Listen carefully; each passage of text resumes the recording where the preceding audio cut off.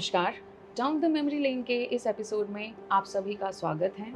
आज हमारे साथ हैं एसीपी श्री विनोद नारंग जी, जो वर्तमान में ACP headquarter south east district के पद पर तैनात हैं और साथ में लीगल सेल का अतिरिक्त कार्यभार संभाले हुए हैं। उन्होंने सन 1990 में as sub inspector Delhi police को ज्वाइन किया और करीब 35 साल सर्विस दिल्ली पुलिस डिपार्टमेंट को दी। आइए जानते हैं दिल्ली पुलिस में उनके अनुभव के बारे में। नमस्कार सर। नमस्कार मैडम। आपका बहुत बहुत स्वागत है सर। आपका बहुत शुक्रिया मेरे को यहाँ बुलाने के लिए। जी सर, दिल्ली पुलिस ज्वाइन करने के पीछे आपकी कोई खास प्रेरणा थी या आपका it was role of fate कि you landed here? Role of fate ज़्यादा कहेंगे जी। Father was in defence, my sister was also in defence. वर्दी डालनी थी, ट्राई करते रहे यूपीएससी के एग्ज़ाम में, एनडीए एग्ज़ाम पास किए, सीडीएस के पास किए, अल्टीमेटली एसएसबी में रह गए और फेट लिखा था पुलिस में, अल्टीमेटली पुलिस में ज्वाइन कर लिया। जी जी।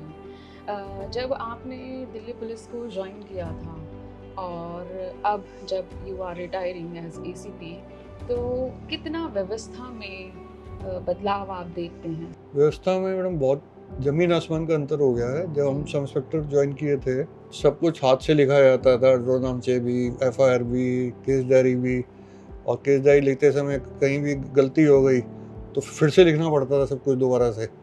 अब तो कंप्यूटर का ज़माना है, कट एंड पेस्ट करते हैं, हो जाता है।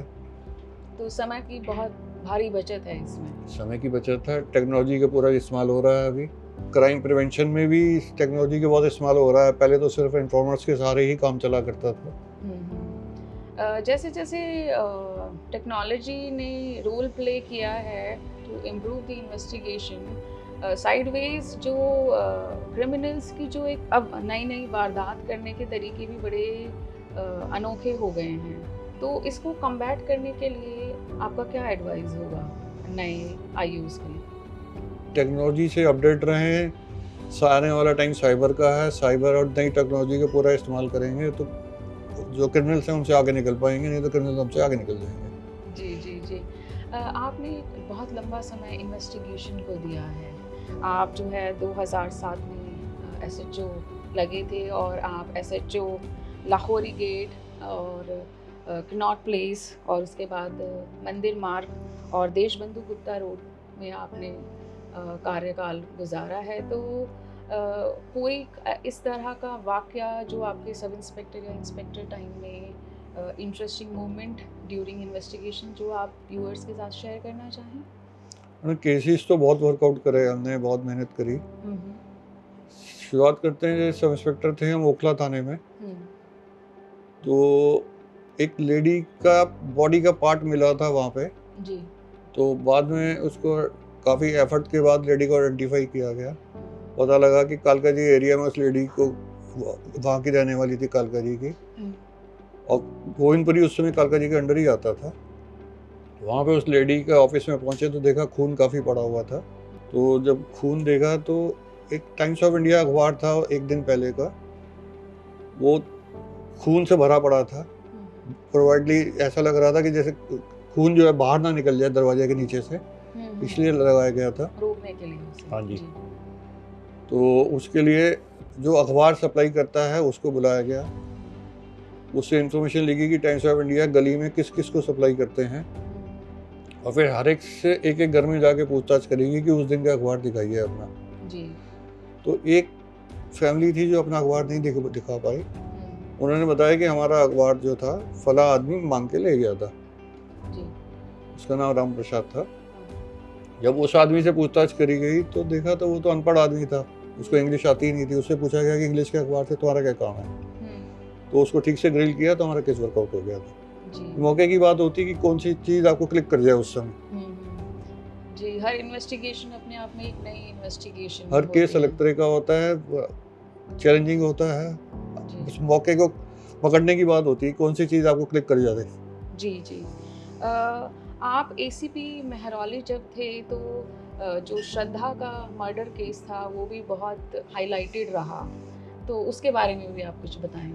श्रद्धा मर्डर केस में मैडम रिपोर्टिंग हुई थी मर्डर के 6 महीने के बाद डिसीज के पता ही नहीं था कि उसकी बेटी कहाँ पे है, बॉम्बे के रहने वाले थे वो।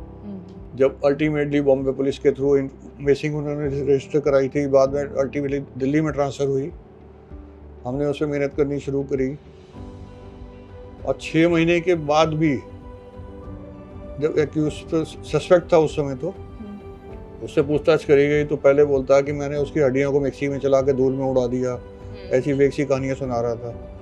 जब उससे अच्छे से पूछताछ हुई तो उसने कन्फेस करा कि मैंने इसको काट के इसके बहुत सारे टुकड़े करके, महरौली में जंगल है, 5 किलोमीटर लंबा जंगल है, अलग अलग जगह पे उनको फेंक दिया है।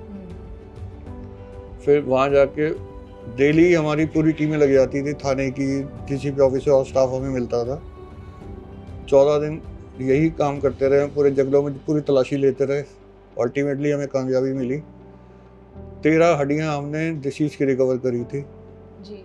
और 32 उसकी रिकवर करी थी। इवन उसके बाल हरियाणा में जाके उसने बताया जी मैंने ठेके के आगे उसके बाल को ब्लिंकेट के लिफाफे में डाल के फेंका था। तो वहाँ के जो जितने सफाई कर्मचारी है उन्हें इकट्ठा करके उनसे पूछताछ करके कि कहाँ से कूड़ा उठा के कहाँ पे ले जाते हो, डंप यार्ड कहाँ है तुम्हारा। डंप यार्ड की जाके तलाशी ली गई। उस डंप यार्ड में बहुत सारे कूड़ों के बीच में एक एक पैकेट खोला गया, उसमें उसके जो डिसीज थे जी। उसके बाल रिकवर हुए। ब्लिंकेट की जो लिफाफा था, लिफाफे में एक्यूज का नाम लिखा हुआ था कि ब्लिंकेट से उसका सामान आया था। Incriminating evidence. और वो डीएनए से मैच हो गए और इवन जो हड्डियां और बतीसी थी सारी डीएनए से मैच हुई हैं और पेंडिंग ट्रायल है केस। जी। आपने ईओडब्ल्यू में भी काफ़ी लंबा समय गुजारा है इन्वेस्टिगेशन करते हुए, तो वहाँ का कोई केस जो आपको याद हो? ईओडब्ल्यू में 7 साल रहा हूँ, बड़े बड़े स्कैम केसेस इन्वेस्टिगेट करे हैं जी। एक जो मेरे को अभी केस याद आ रहा है, काफ़ी अच्छा डिटेक्शन हुआ था जी। 232 करोड़ की स्टैम्प घोटाले की रिकवरी हुई थी। तेलगी स्कैम बोला जाता है उसको। जी जी जी जी, तो काफ़ी फेमस रहा है। तो उसमें 232 करोड़ की रिकवरी हुई थी। तो उसके बाद ऑल इंडिया में इसके बहुत सारे केसेस फिर रजिस्टर हुए थे। जब ये उसका मॉडस ऑपरेंडी मीडिया में चला, लोगों को पता लगा, तो अल्टीमेटली बहुत अच्छा केस चला हमारा वो। जी। जब अन्ना हजारे का आंदोलन चल रहा था तब आप कनॉट प्लेस में मंदिर मार्ग में था। मंदिर मार्ग में आप एसएचओ थे। तो जो हमारे भावी जो पुलिस ऑफिसर हैं या जो अभी वर्किंग जो पुलिस ऑफिसर हैं, उनको क्राउड कंट्रोल की और क्राउड साइकोलॉजी को कैसे हैंडल किया जाए? आपने उस टाइम पे it was very sensitive matter, तो आपने कैसे हैंडल किया और क्या आप जो है सुझाव देना चाहेंगे ऑफिसर्स को इस तरह के मामलों को? जंतर मंतर पे प्रदर्शन होते रहते हैं। मैंने 2 पोस्टिंग काटी है नई दिल्ली डिस्ट्रिक्ट में, मंदिर मार्ग भी और कनॉट प्लेस में भी जी। तो वहाँ पे प्रदर्शन होते रहते हैं। जब मैं मंदिर मार्ग में पोस्टेड था तो अन्ना हजारे का जो आंदोलन था पीक पे चल रहा था उस समय, और काफ़ी लोगों की अटैच फीलिंग्स उसमें अटैच थी, बहुत सपोर्ट मिल रही थी उस समय उनको।